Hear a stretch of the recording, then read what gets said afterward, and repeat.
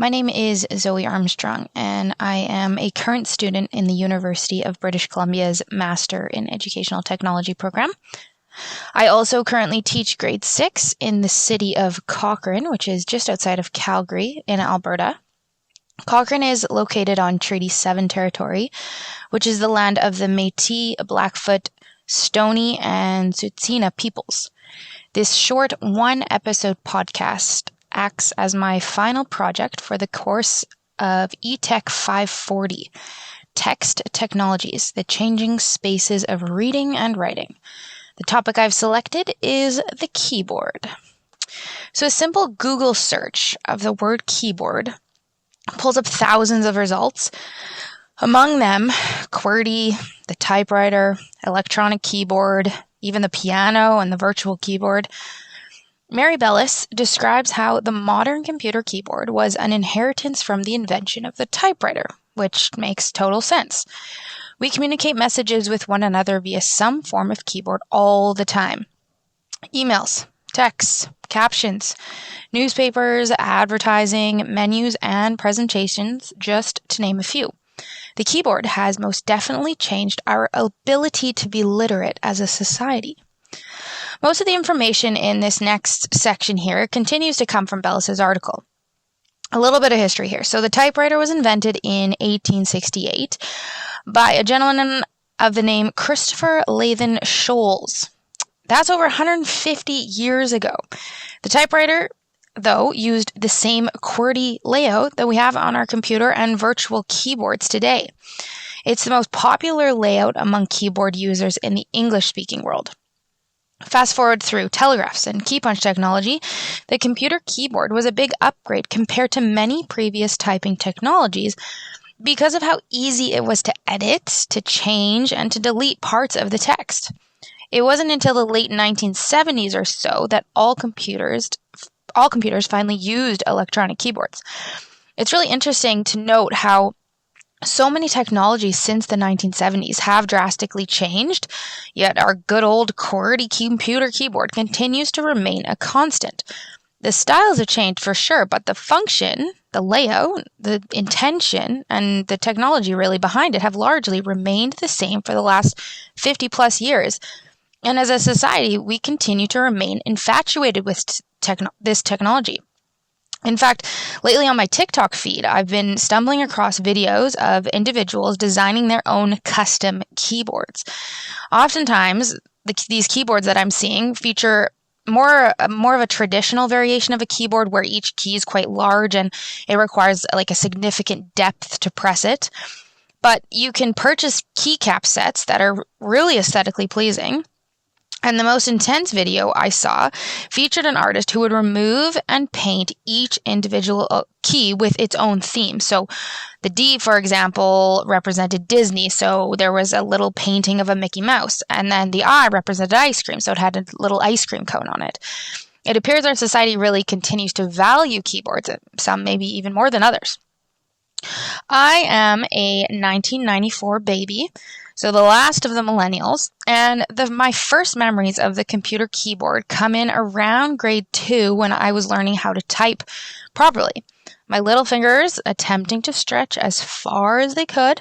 I remember we used a program called Taper dans le mille. I was a French immersion student, so the program was entirely in French. However, we still used an English keyboard layout.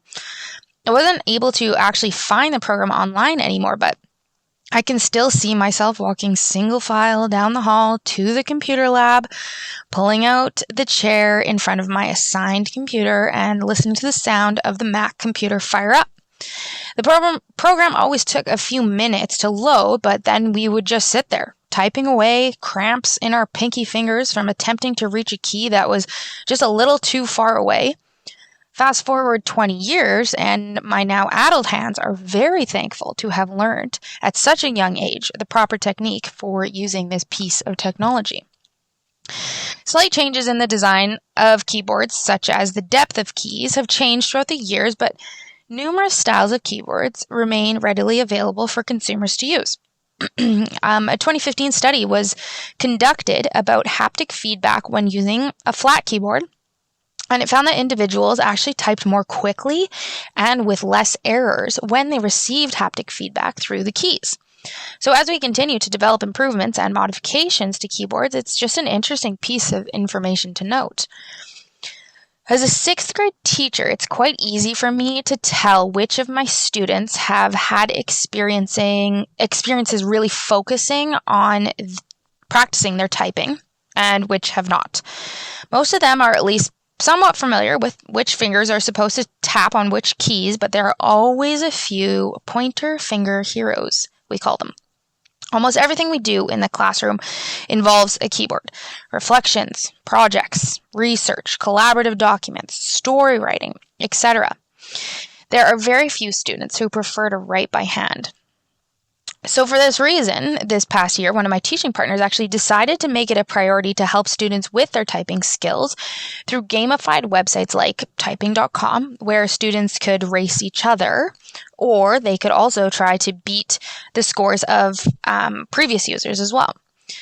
The stronger the typing skills became, the less of a barrier it created, and the more the keyboard was able to become a useful tool for learning. What I love about asking students to use a keyboard to produce their work is how seamless their editing process can be. So when we write by hand, there just seems to be more hoops that we have to jump through.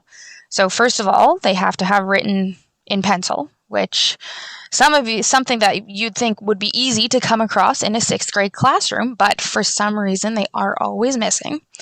Then you need an eraser, which is even harder to come by in a 6th grade classroom than a pencil. And then ideally, the student will have written double-spaced on their page, which honestly almost never happens. But if you get all of those things together, boom, you're finally ready to do some editing. On the other hand, when we use a keyboard, none of those prerequisites have to exist, which just takes away some of the barriers for students. Another barrier I find the keyboard removes in my classroom is for students who struggle to get their ideas from their minds to their papers. It seems getting these ideas from their minds to their fingertips and onto an online document allows them to produce a little bit more of a detailed piece of writing. It also removes a barrier of them needing to print neatly, which, don't get me wrong, I really think is an important skill. But when we're working on story writing, for example, I really want to be able to see what they can produce without them having to worry about somebody else needing to read it. So when they're using a keyboard, they just really don't have to worry about that.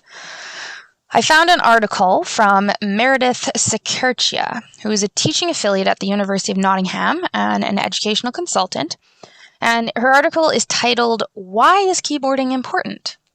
In this article, she discusses the ways in which improving your keyboarding skills to a point of it almost being automatic, and this is a direct quote here, frees up cognitive energy so you can focus on the ideas.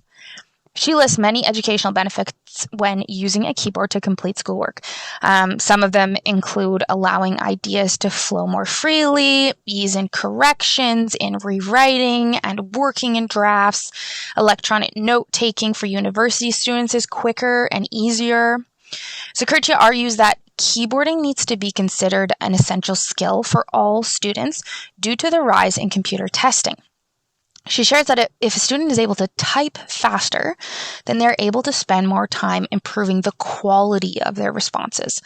So my conclusion from this article is that there are most definitely benefits that this technology affords, but it also requires a skill to be able to use it in an effective and transformative way. The computer keyboard has had such an impact on literacy, both in reading and writing. Denise Schmatt-Bassard and Michael Erard describe how writing literacy is part of almost every human activity. Think of literally any activity you perform in day-to-day life, and literacy is likely a part of it somehow. I think about my day. I wake up, and I look at my phone. Not a great habit, but a habit nonetheless. And immediately I'm reading. I'm looking at notifications from messages or emails or Instagram that have come up while I've been asleep. I open up my phone and I reply using a virtual keyboard that continues to have that same QWERTY layout I learned in the 2nd grade. I go through my morning routine, I hop into the car, I get to school, I read the odometer on my way, I read the road signs, I read the advertisements along the way.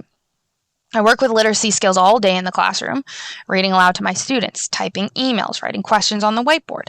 Then I come home and I read the recipe to cook dinner, And then I continue to use my literacy skills as I scroll through what I want to watch next on Netflix. At some point in time, all of these activities that I listed required the use of a keyboard of some kind. So needless to say, the keyboard really plays a vital role in our society and in the educational field. We rely on it for so much, often without even realizing it. It's a text technology that has come to make our lives more efficient and our journey as writers more fluid. For a full transcript of this recording, as well as a detailed reference list, please visit my blog space at blogs.ubc.ca/Z Armstrong /final-project.